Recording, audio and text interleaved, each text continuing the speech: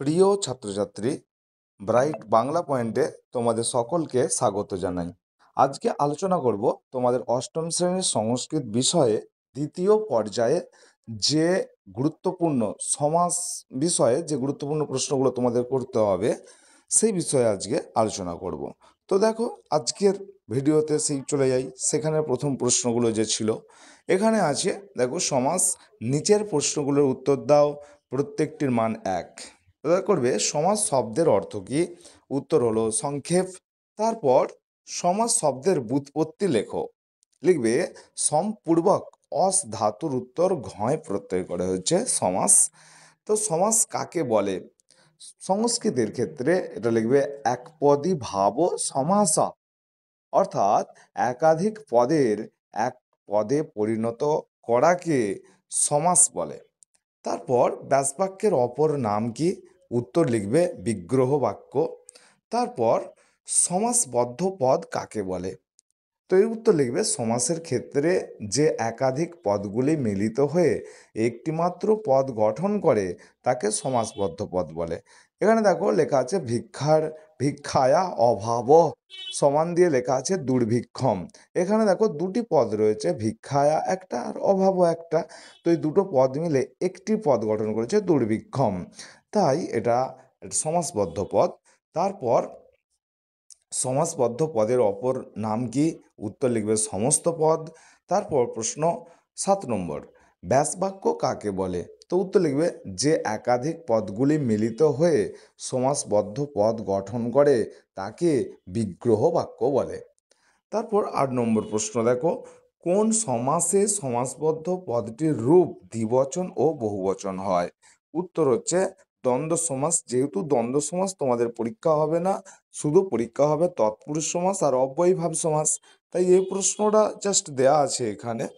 তো তারপর 9 নম্বর প্রশ্ন, অর্থ প্রাধান্য অনুযায়ী সমাস কয় প্রকারের, কি কি? তো উত্তর সমাস হচ্ছে 4 প্রকারের: অব্যয়ীভাব, তৎপুরুষ, দ্বন্দ্ব ও বহুব্রীহি।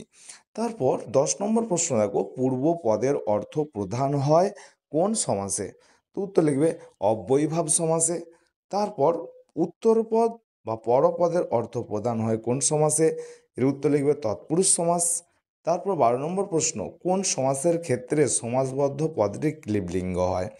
উত্তর লিখবে অব্যয়ীভাব সমাসের ক্ষেত্রে।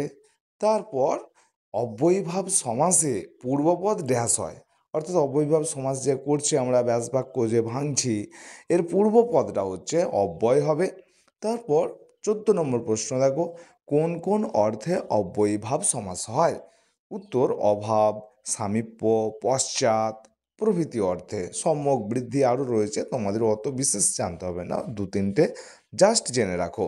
তারপর 15 নম্বর প্রশ্ন দেখো, অভাব অর্থে অব্যয়ীভাব সমাসের একটি উদাহরণ দাও। তো এখানে উদাহরণটা এইভাবে দিয়ে দেবে, ভিক্ষায়া অভাব সমান দুর্ভিক্ষম ময়, ওখানে হসন্ত দিয়ে দেবে একটা। তারপর সমাস নির্ণয় করো। এইগুলো কিন্তু তোমরা ভালো করে করবে, কারণ এখান থেকে একটা বা দুটো এরকম সমাস নির্ণয় করতে দিয়ে দিতে পারে। খুব অল্পই দেওয়া আছে, তোমরা মুখস্থ করে নেবে। তো এখানে দেখো প্রথমে যে কুম্ভকার, এই অংশটা দেওয়া থাকবে যে কুম্ভ সমাস নির্ণয় করো কুম্ভকার বলে দেয়া থাকবে। এবার তোমাকে বাকিটা লিখতে হবে, ব্যাসবাক্য করতে হবে, অর্থাৎ সমাসের নাম লিখতে হবে। তো এইভাবে লিখবে কুম্ভকার, যেমন আমি হাইফেন দিয়ে লিখেছি কুম্ভং করতি ইতি, সমান দিয়ে লিখবে উপপদ তৎপুরুষ সমাস।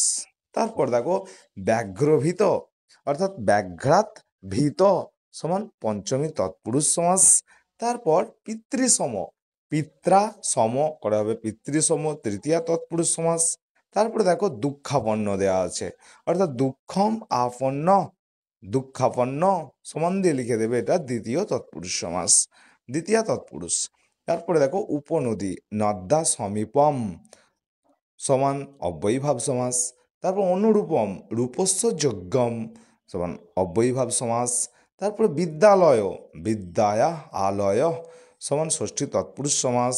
তারপরে দেখো কদন্যম কুৎসিতম অন্নম, কদন্যম সমান দিয়ে লিখে দেবো কু তৎপুরুষ সমাস। তারপর রাজপথ অর্থাৎ পন্থানাম রাজা সমান ষষ্ঠী তৎপুরুষ সমাস।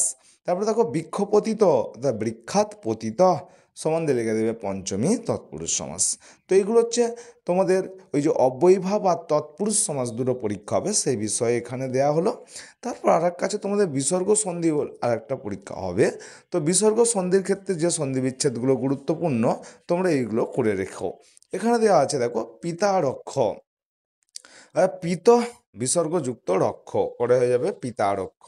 কারণ বিসর্গর পর যদি র থাকে তাহলে পূর্বের অর্থাৎ বিসর্গের আগের বর্ণে একটা দীর্ঘবর্ণ হয়ে যাবে, তাই পিতারক্ষ এইভাবে হয়েছে। প্রাতরেব, প্রাত বিসর্গযুক্ত এব করা হবে প্রাতরেব। বিধু রাজতে, বিধু বিসর্গ দেবে অবশ্যই, যুক্ত রাজতে করা হবে বিধু রাজতে। যেহেতু তোমাদের বিসর্গ সন্ধি তাই প্রথম বর্ণে অবশ্যই বিসর্গ থাকবেই।